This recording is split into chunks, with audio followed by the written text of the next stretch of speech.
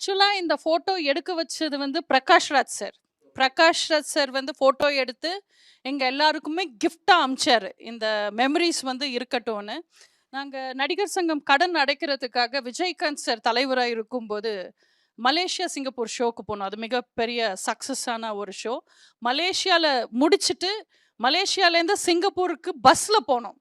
So நாங்க எல்லாரும் youngsters எல்லாரும் பார்த்தீங்கன்னா ஒரு பஸ்ஸு.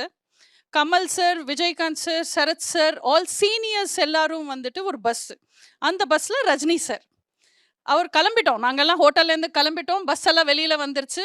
அதுக்கப்புறம் எங்க பஸ்ஸை நிப்பாட்டினாங்க. ஏதாவது பிரச்சனையான்னு நாங்கள் டோர் திறக்கிறோம். ரஜினி சார் ஸ்டைலா ஒரு பேக் வச்சுக்கிட்டு, நான் இந்த பஸ்ல வரலாமா அப்படின்னு கேட்டாரு.